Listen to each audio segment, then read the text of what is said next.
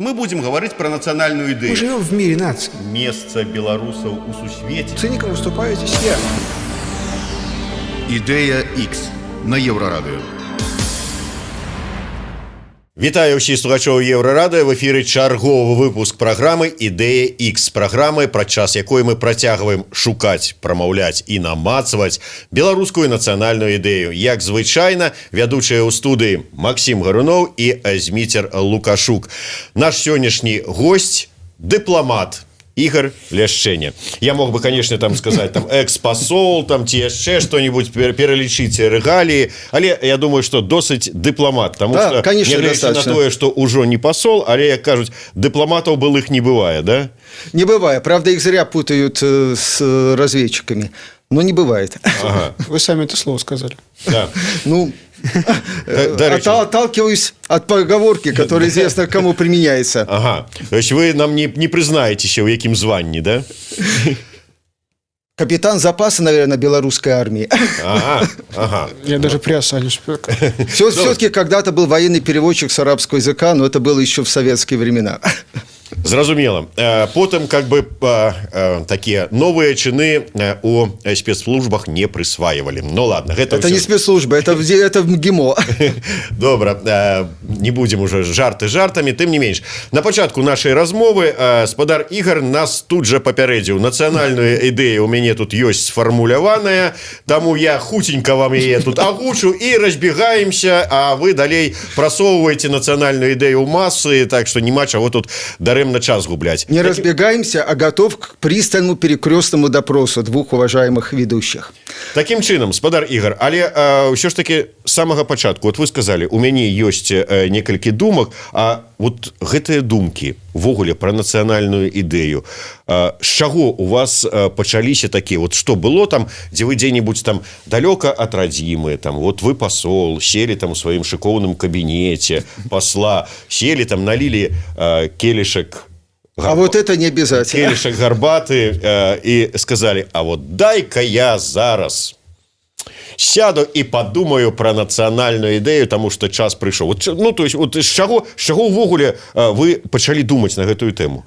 Все очень просто. Всякий посол, он в стране, где работает, он воспринимается как лицо страны. И, конечно, он должен понять тем людям, с которыми он встречается, работает, что такое Беларусь. Понять путем каких-то образов, путем исторических обобщений. И вот если брать все мои посольские ходки, Египет, Израиль, Словакию, то у меня по итогам всего этого вышли две обобщенных мысли, два представления. Ну, во-первых, если брать исторический аспект, то национальная идея Белоруссии – это в том, что я называю Беларусь как срединная земля. Беларусь как место, где встречаются и где пытаются ужиться восточноевропейская, западноевропейская субцивилизация. И отсюда можно делать длинный ряд рассуждений. Второй аспект, второе мое видение или национальной идеи, оно пришло ко мне вот сейчас, как и, наверное, ко всем к нам после событий, которые начались у нас в августе. Национальная идея, она связана со становлением, со взрослением нации. И мы сейчас с интересом смотрим, что Беларусь как нация взрослеет именно не просто как нация, а как нация-гражданское общество. Это очень интересно, потому что вот как посол я видел белорусов зарубежья. Вот я приезжал в Израиль, мне говорили российские друзья, слушай, пойдем, мы тебе покажем таких выходцев из России у нас пришли. Первый выходец родился в Барановичах, второй в Бресте. И так несколько раз. В Словакии приезжаю, община там русскоязычная, русский мир. Говорю, ребята, конечно, русский мир хорошо, что-то у вас всех фамилий на «ичи» заканчиваются, сербов-то среди вас точно нет.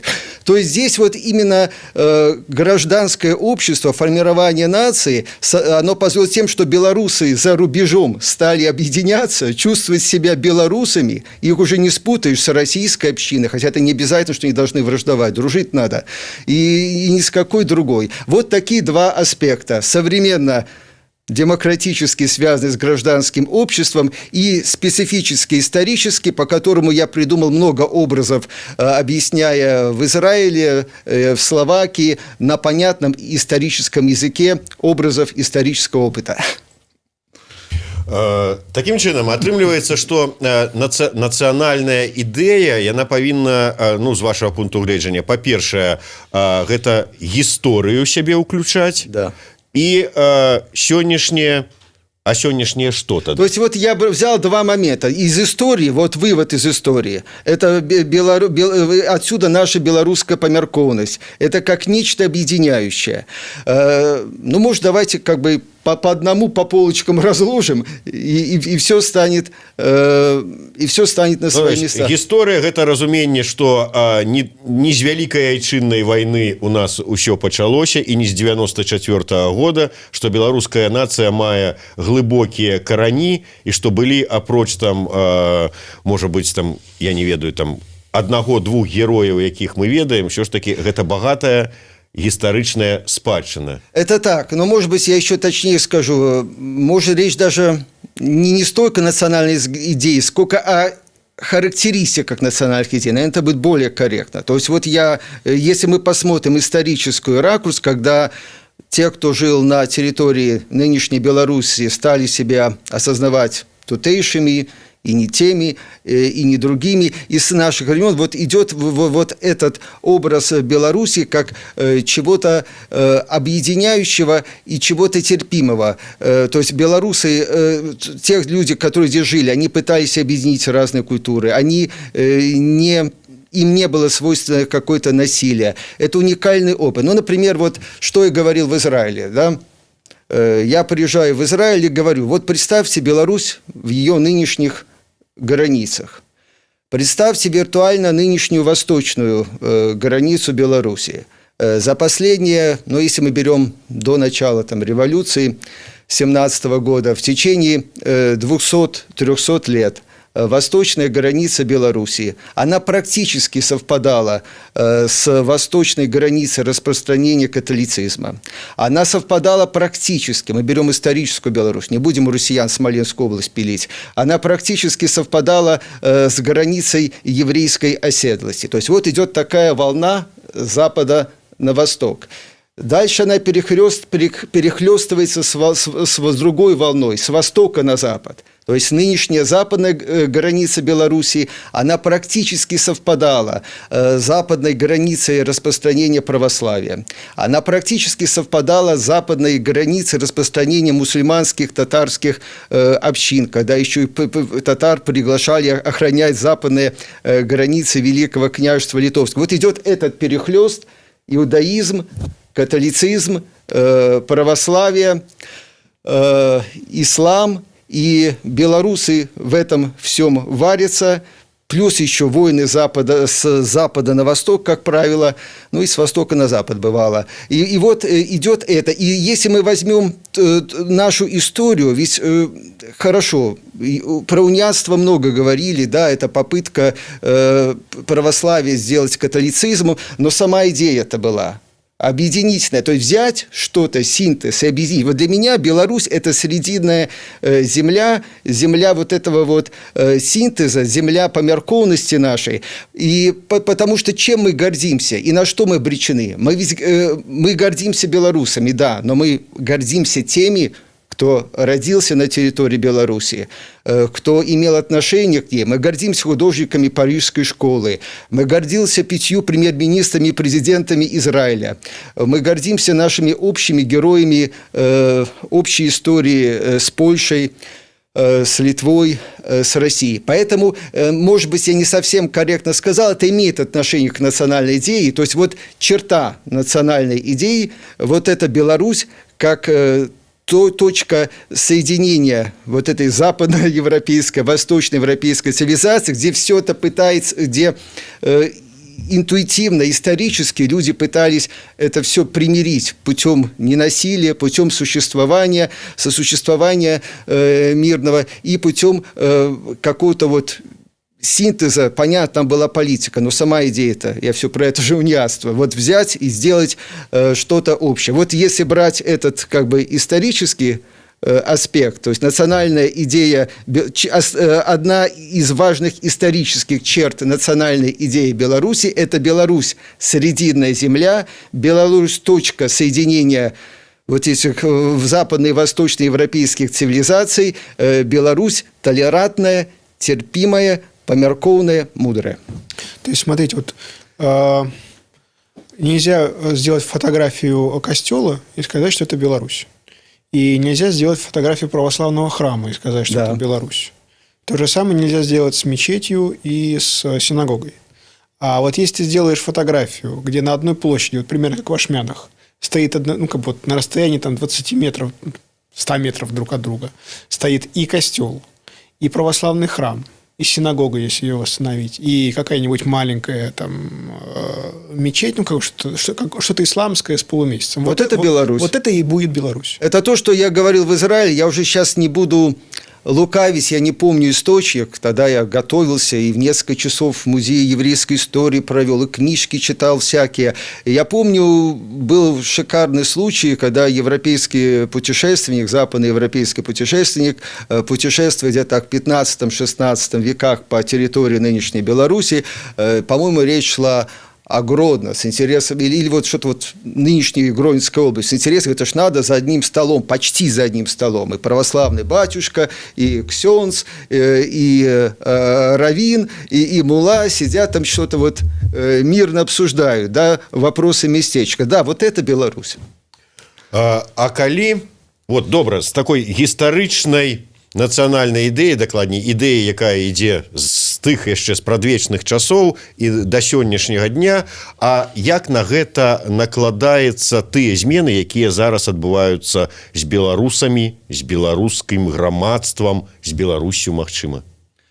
Ну, вот это очень интересный феномен. Это, то есть, вот как я это увидел, как посол. Вот был я послом в Словакии. Объединение диаспоры создать бы, что ли? Ау, диаспора. Ну, нету диаспоры, да? То есть, я говорю, вот союз там российских общин в Словакии, руководитель, фамилия Наич. Но он не серб, ей-богу, русский, да? Да, я сам наполовину русский. Я мог национальность выбирать в 16 лет. Было такое право. Но я почувствовал себя белорусом. Это уже зависит от осяродия, от самоощущения. И вот когда начались все эти события, когда проснулась Беларусь, проснулась зарубежная идея, то есть я вижу сейчас не только в Словакии, я вижу, что в тех странах, где, в принципе, нельзя было создать нейтральные, культурные, спокойные, проправительные, и бог знает какие объединения, они вдруг появились. То есть вдруг на выборы во все участки, я думаю, это было почти во всех посольствах, стало приходить белорусов в несколько раз больше, чем они стоят на учете, в несколько раз больше, чем посольство знало. Они все обязаны становиться на учет посольства. Хочешь становись, хочешь не становись. Да? И вдруг мы увидели, что вот они есть.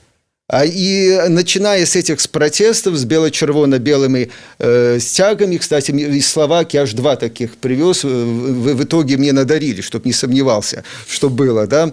Вот, то есть они сначала стали собираться, пикетировать посольство, потом стали объединяться в чатах, потом это стали организации, и сейчас вот в субботу, правда, я им говорил, что, ребята, надо как-то дружить с теми, кто есть, в субботу вот на основе тех этих суполок, тех национальных групп, которые пикетировали посольство, в субботу будет онлайн некий новый всемирный конгресс белорусов.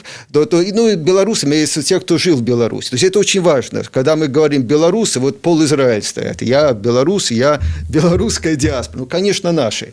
Вот. Это все очень важно. То есть вот здесь идет интересный момент, когда здесь люди начинают, пусть в рамках протеста в Беларуси, пусть неосознанно, но появился вот это интересный вопрос, бело-червоно-белый стяг. Я еще меня ваши коллеги мучили, я говорил, что я честно пытался выяснить, не заготовка ли, откуда. Ну, стяг протест, говорю, дай бог, если он потом останется. Но это национальный символ, несмотря на разные спорности пропаганды. И то есть здесь что идет вот гражданское общество, гражданское сопротивление, оно стало использовать вот такую символику. И там именно на волне рождения гражданского общества начинают оформляться белорусские общества. То есть интересный процесс взросления нации, взросления народа, оно проявляется в становлении, в появлении гражданского общества. Так что белорусский народ современнее всех современных. Где еще так бывало?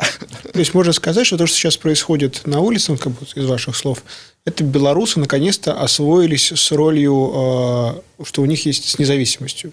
Ну, получается так. Потому что есть... Действительно выросло новое поколение, и я уже когда-то меня мучили юные журналистки, а как вы по блату в Союзный МИД попали? Ну, знаете, что такое характеристика обкома партии? Смотрят честными глазами. Нет. Ну, не знаете, погуглите, да? Вот. То есть, действительно выросло поколение, которое уже живет в Беларуси, для которых Беларусь, да и, если честно, Беларусь – это их родина, это не Советский Союз, да, если честно, и если уж на политику перейдем, и нынешней элите комфортнее все-таки пытаться у себя как-то хозяйствовать. То есть, да, вот идет взросление. Взросление нации – это, оказывается, не только колбаса и самоназвание, это, оказывается, востребованность элементарных политических и гражданских прав. Я когда-то очень давно пытался читать учебник, ну не учебник, а какую-то книжку по истории Словакии, которую написали словаки, их на русский язык переводили. Я начал ее читать, и, в общем, история была у словаков очень грустная, потому что... Очень похожа на нашу. Да, очень постоянно кто-то завоевывал, и потом Словакия делилась, вышла из состава Чехословакии, отделилась от Словакии, это какие-то в 90-х годах. Это с 1 января 1993 года, это такой, как бы, типа, ну, они считают, что это идеальный развод, хотя, конечно, есть, ну, в принципе, они гордятся тем, что вот 2 года они посуществовали, по-моему, как федеративное новое государство, и с 1 января 1993 года отделились. И, кстати, вот Словакия и Чехия мне очень многое напоминает Россию и Беларусь. То есть я даже в Словакии сделал свой критерий. Я знаю, как понять, кто у вас крупный бизнесмен. Я говорю, как? Очень просто. Если ко мне подходит бизнесмен, и у него на визитной карточке, кроме Братиславы, офис в Праге, значит, крупный. Просто, получается, как бы Словакия, она на 2 года младше, чем Беларусь. Беларусь на 2 года старше. И Словакии и белорусы, они похожи или не похожи? Знаете, очень похожи. Я имею в виду, похожи ли они в отношении, как бы, в восприятии своей государственности? Я хотел сказать, что они похожи, давайте скажем то, что я имел в виду, они очень похожи ментально и внешне. Как человек вредный, перед тем, поскольку все-таки, да, я как помощник президента с Европой мирился и с ОБСЕ находил выход из тупика, но я, в общем-то, ближневосточник. Естественно, перед тем, как ехать в Словакию, я по вредности, насколько мог, перевел перекрестный опрос всех коллег своих, которых мог говорить, которые так или иначе вот в этих странах работали. И я сделал для себя формулу, что да, Польша, сосед, много друзей, прекрасная страна, да, Чехия, уникальная страна, много друзей. Но это если мы говорим о западных славянах. Да, Венгрия, не славяне, но сколько всего с Венгрией. Но вот те люди, которые побывали, грубо говоря, и поработали в Польше, в Чехии, в Венгрии, в Словакии, таких мало, но есть. Все страны прекрасны. Но именно в Словакии ощущение, что ты дома, ментально очень близко.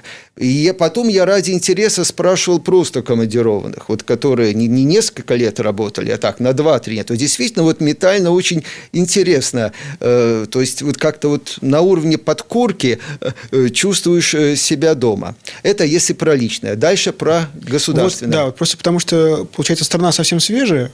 Люди, которые живут на территории Словакии на 2 года позже, чем белорусы, узнали, что они независимы, и поняли, что у них есть права, и что они могут менять правительство, они могут пользоваться инструментами демократии, то есть они могут голосовать, они могут выдвигаться, они могут контролировать свою власть там, через СМИ, у них есть свои газеты.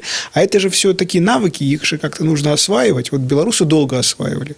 Вот у словаков есть такая проблема, что, в общем, как бы вот государство уже есть, и весь аппарат есть, и вроде газеты есть, и флаг есть, и гимн есть. Или была ли эта проблема раньше? А они как бы вот еще не сильно этим пользуются, вот как белорусы.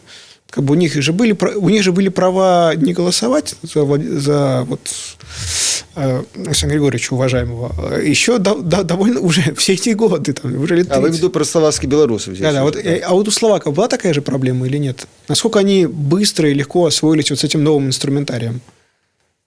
Вот с независимой Конечно, страной. словаки очень горды тем, что они независимые, что у них свое государство. То есть, еще раз, история у них очень такая похожая на нас и очень запутанная.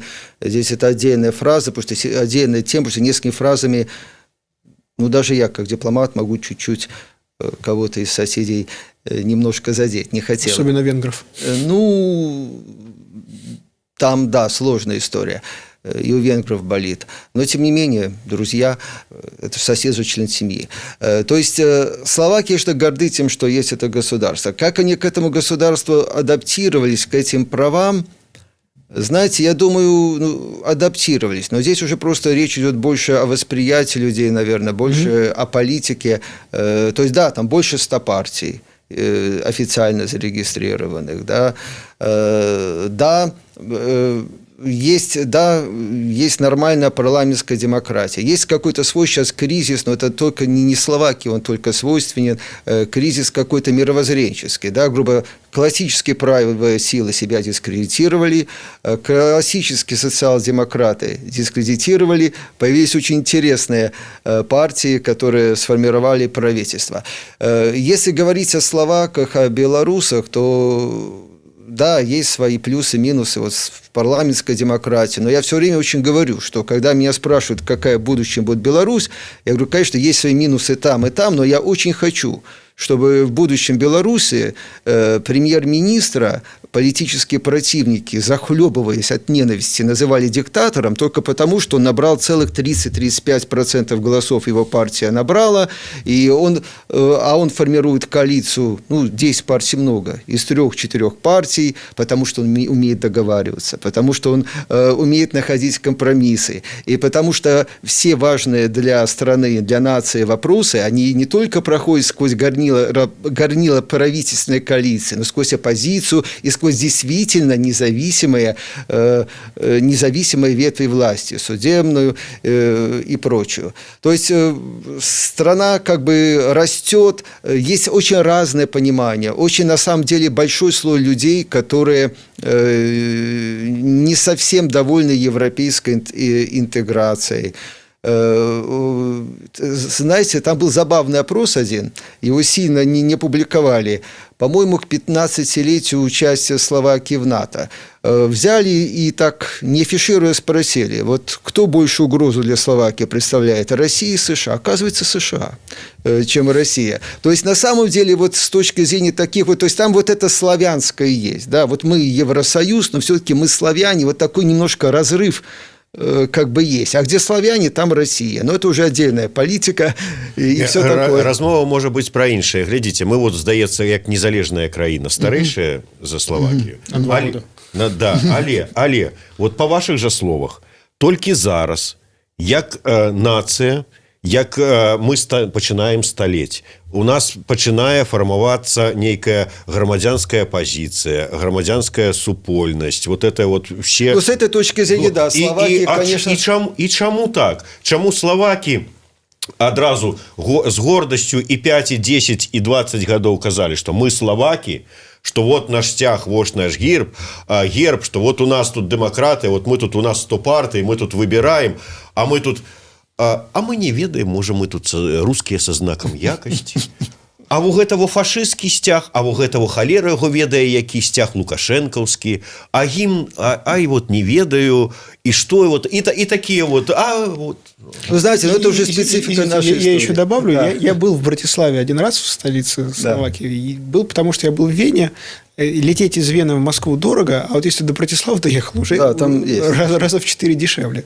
Вот я был в Братиславе, я вышел в Братиславе, и Братислава, я вот шел, я как бы так для себя думал, что вот если бы вот где-нибудь в Беларуси вот такой город вот по чистоте, там как бы вот улицы разрисованы, появился, я думаю, местные белорусы, как бы главу администрации просто расстреляли бы на месте, потому что центр там просто страшный, он как бы, ну, не знаю. Вы пытаетесь меня, чтобы я словакам это вслух сказал? Не, я не об этом. Я о том, что они, как словаки, оказались готовы к тому, чтобы вот голосовать и вообще вести себя как гражданин, как бы вот им дали этот инструмент, они этим инструментом быстро начали пользоваться. При этом с чистотой и порядочком у них как бы там, ну, с моей точки зрения, я привык к Минску. Нет, те, кто приезжает в Беларусь, в Минск, они это все отмечают, что Минск намного выгоднее. Здесь Братислава, он небольшой город, там, по-моему, сейчас его до 500 000 довели, присоединив там на многие километры вот эти все деревни. Ну, это уже, я думаю, издержки демократического муниципалитета, финансов и прочих вещей, да? Когда там можно поставить какой-то символ, вот столько лет там разрушения Берлинской стены, но, может быть, эти деньги можно было потратить на что-то более нужное для города. Знаете, здесь просто у нас уже идет другая история. Если копнуть, это уже наше советское прошлое. Я просто долго объяснял, как послом, я объяснял, почему у нас так получилось. Я отталкивался от этих связей многоуровневых, я отталкивался от экономики. Года до 2010, когда мне это было делать проще, потом чуть сложнее, я говорил, вот мы нашли себя независимыми, да? Мы не боролись, мы нашли. Мы смотрим, вот 90% нашего товарооборота Россия, Украина, Казахстан. Вот 2010 год, мы почти сравнялись по товарообороту российская ниша и ниша Евросоюзовская. Вот мы дифференцируем. Я объяснял. И, кстати, с словакам это очень близко было то, у них там тоже были громадные предприятия на востоке Словакии, там есть проблемы с занятостью, с тем, что вот были предприятия, в основном это был ВПК социалистический. И когда я говорю, ну вот у нас Белаз, мой родной Жодино, это не экономика, когда речь идет о судьбах 10 тысяч людей или 20, это политика, это жизнь народа. Ни один же Белаз в Беларуси не нужен, да?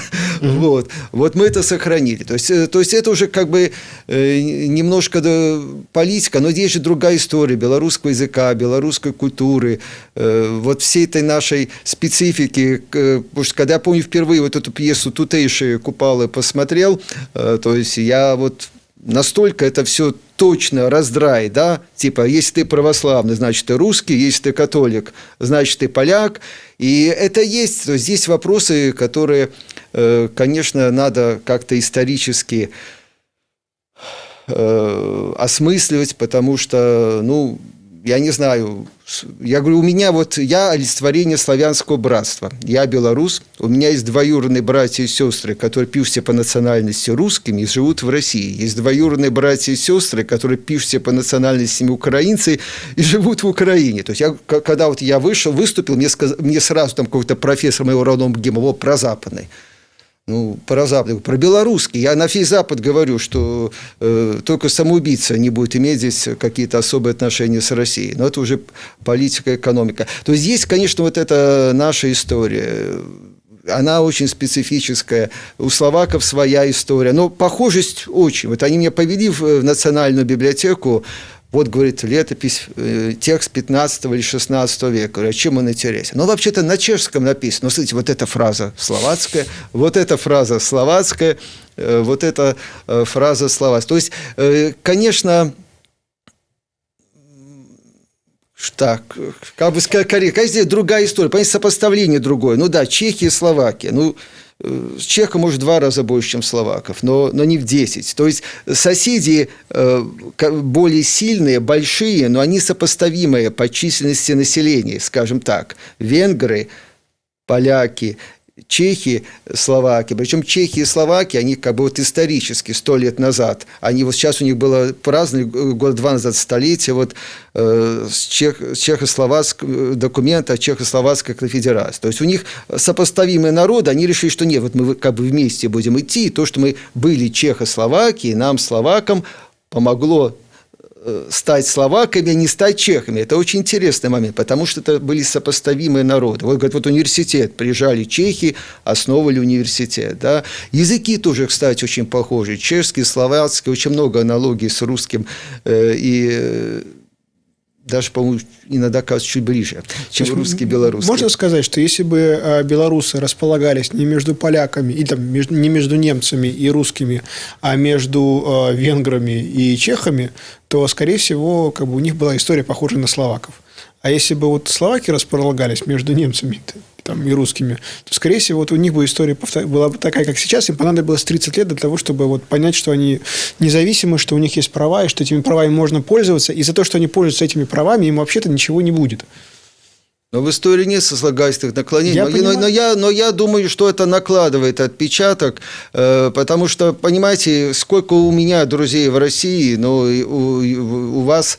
Угу. Ну, обязательно один найдется, который, если не на трезвую голову, то на 5-м чарке скажет: хорошие вы белорусы, ребята, но вы русские, использованные поляками. И вы можете найти такого же друга в Польше, который после такой же 5-й чарки скажет: да слушай, да вы же поляки, вас просто русские испортили. То есть это я уже... по секрету скажу, после 6-й еще и литовцы нечто такое говорят. Да, то есть это не означает, что я сейчас, что это правильно, что я сейчас хаю всех русских, всех поляков. Это историческая память, и есть носители таких представлений об истории, такой исторической памяти, которые при этом не перестают быть собеседниками, друзьями, ты с ними общаешься, ты с ними споришь. И вот в этих нарративах, да вы же наши, наша задача вот вам помочь вспомнить.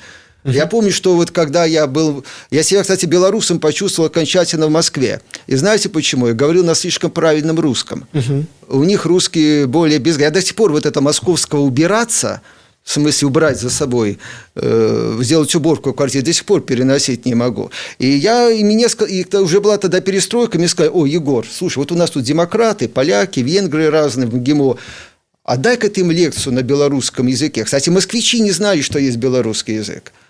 Тогда. То есть я говорил про белорусский, да они говорят: да это что, не украинский? Вот я выступил. И 2 моих польских друга, они как взвились, я сразу вспомнил вот этого золотого теленка. Когда 2 ксилза этого Козлевича внушали в истинную веру, то есть пока мы ехали до общаги, в одной общаге жили, услышав белорусскую мову, они совершенно искренне: слушай, да ты же поляк, ты этого не понимаешь. То есть вот это вот идут эти нарративы, куда от них деться? Давайте чехи и венгры – это более хорошие соседи, чем вот. Ну, давайте на хороших, плохих не делить, там своя история, и временами достаточно трагическая, если вы читали все шильды, которые в Братиславе висят. Давайте больш сучаснага і беларускага. Хацелася просто, як чалавек, які добра з вертыкалі улады і ведае ўсю гэтую паднаготную прадстаўнік прэзідэнта в свой час і гэтак далей. Да, памочнік, там больш памочнік. Скажыце, вот у мяне часам складваецца ўражанне, што вот дзеючая пакуль яшчэ беларуская ўлада, яна па сваёй сутнасці, так, яна па уладнасці, яна беларуская, але вось па сваёй сутнасці яна антыбеларуская. Все беларускае ім неяк так, як костка ў горле. Мовы беларускай няма. Александр Егорович, калі беларускае слово ўжыве, то это толькі каб каго-нибудь зганбіць, свядомыя гэтыя там і гэтак далей. Калі я ему если это не продуманный кусочек выступления. Калі было у нас інтэрв'ю з ім, і я ему прапанаваў: вот, кажу, тут же сабраліся толькі мы, беларускія журналісты, я Еўрарадыё, журналіст Радыё Свабода і журналістка портала Тутбай. Кажу, вот мы беларусы, мы звяртаемся до вас по-беларуску, адказвайце нам по-беларуску. Сказал: нет, потому что русскоязычная часть меня не поймет. или там не поймет такой моей позиции. Выбачайте, про беларускамоўную частку грамадства как бы вот пытанне нават не ўзнікае, як яно паставіцца да того, что прэзідэнт краіны адмаўляецца гаварыць па-руску, нягледзячы на тое, что, як мне даказваў Фядута, ён добра валодае беларускай мовай. Не ведаю, не правяраў, тым не менш. Вот і ўсё астатняе, вот да ўсяго беларуска, вот гэтыя словы там про мы рускія са знакам якасці, такое адчуванне, что вот беларуская гэта дзеючая пакуль яшчэ ўлада, яна вот, ну вот как-то вот все беларускае ёй вот агидно. Знаете, ну да, тут сразу извиняться надо, что я по-русски говорю. Когда-то, когда был очень юный, я был единственный в классе, то сам писал сочинение на белорусской мове, и нават был надрукаваны один верш на белорусской мове у «Червоной змени». Но за пределами Беларуси, то есть все-таки действительно надо делать какое-то усилие. Я до вас не хорошо, вас зараз пытаюся троллить, а ваш анализ. Про власть. Понимаете, точнее сказать не то, что она антибелорусская, точнее сказать, что она советская. Вот она осталась в советском. Вот открою страшную тайну. Когда я был помощником президента, там от президента пришел один из тех глав администрации, которые тогда были при мне, в совещаловке, так как-то задачный, президент сказал сделать все, как было. Все, как было при советском часе. Нет, конечно, там была речь шла об очень конкретных и нужных людям вещах. Типа речь шла о неких стандартах социальных, медицинских, что вот если там было при советском часе какая-то вот там больничка, настойка должна. То есть, на самом деле, власть осталась очень советская. Что такое Советский Союз? Москва – моя столица. А может, и меня в Москву переведут. Да? Как-то. Не было белорусского чиновника, типа, Слюков, какой счастливый. Был первый секретарь ЦК Компартии Беларуси, сейчас член Политбюро, секретарь ЦК КПСС, если кто-то помнит из наших слушателей, что это такое. То есть, понимаете, это просоветское. И вот идет такое сочетание. Вот я, как посол, рвал на себе рубаху, но не рвал, но объяснял. И, кстати, цифры тогда были красивые, сейчас они уже не такие, что мы решили взять все самое лучшее из советского, адаптировать, развить.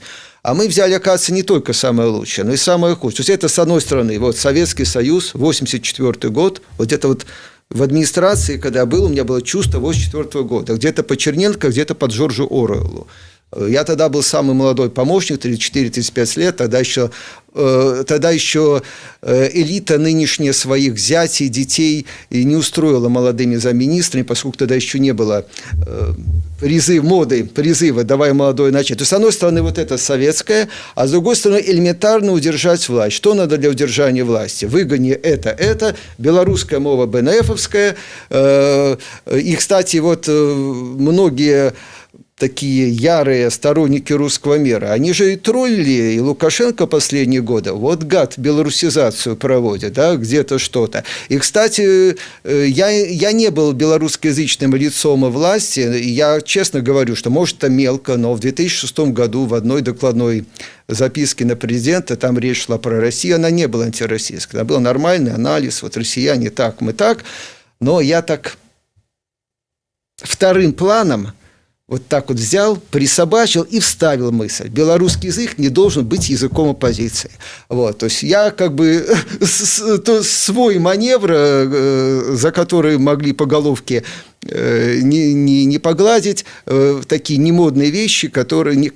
Я не был, там, говорю, врагом во власти, я не был революционером, но какие-то вещи я мог себе позволить по молодости, по отчаянности или по каким-то другим, то здесь речь идет вот это. Мы взяли вот все советское, и дальше пошла конъюнктура. Для конъюнктуры, что такое Россия сказать? Это все идеология, история, что-то по сравнению с газом. Мы русские со знаком качества. И вся Россия зомбируется. Да, они же русские, они проснулись, они осознали, что они русские.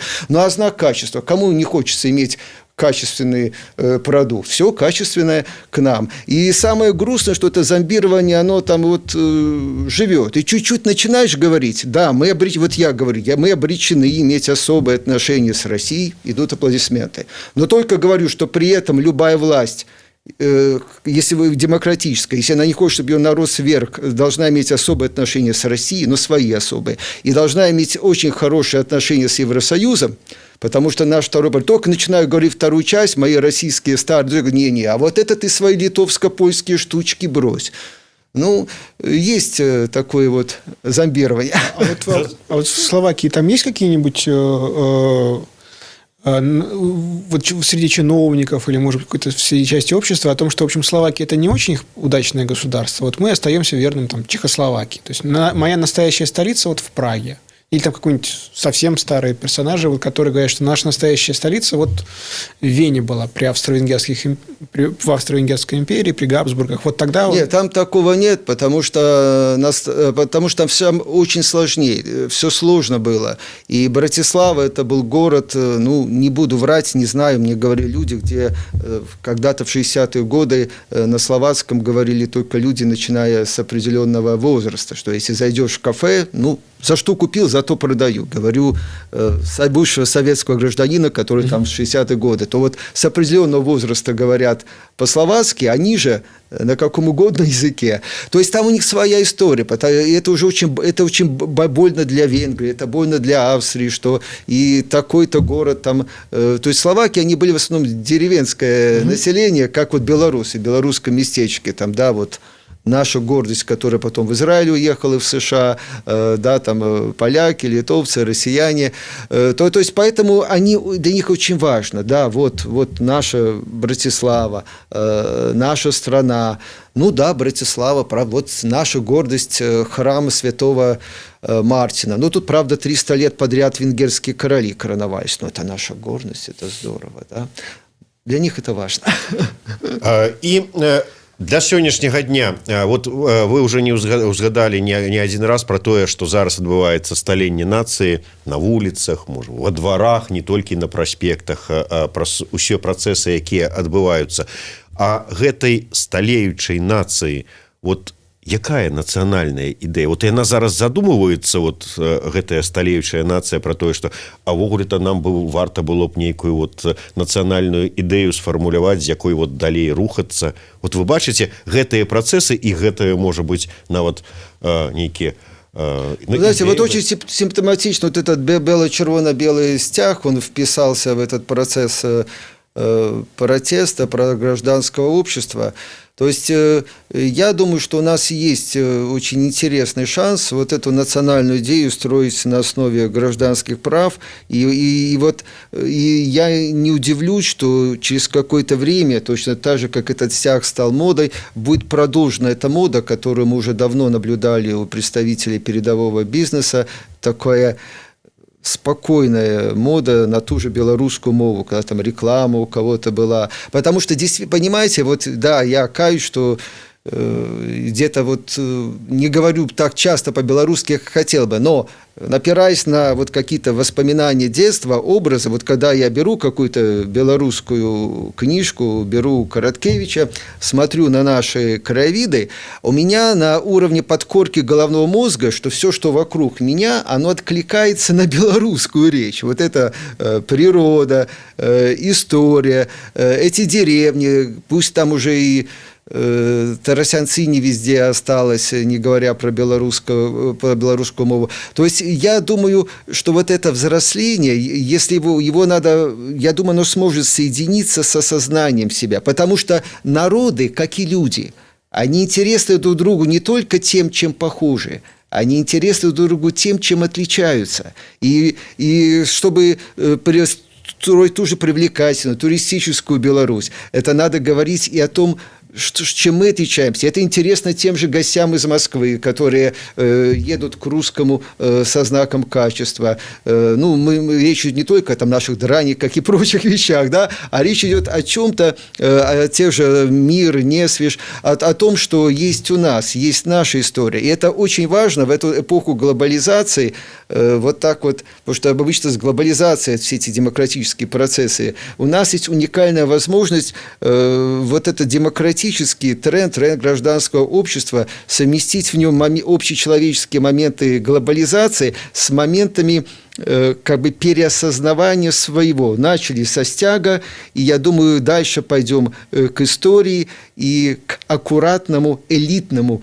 Теперь белорусская мова, она уже может только войти в жизнь как вёска, там уже сколько-то тросянцы осталось, уже как мова элиты, престижная. И это очень здорово, потому что почему раньше из деревни приезжали и начинали говорить по-русски? Ой, не престижно по-белорусски, то городская мова русская, да? А вот сейчас это, может быть, язык, он очень важен, это может стать чем-то элитарным, и история, и культура. То есть у нас будет шанс на основе вот чисто демократических вещей, без всяких политических игр за шапку Мономаха, открыть для себя историю, Беларусь, и таким образом четче сформулировать национальную идею, почувствовать себя настоящей полноценной нацией.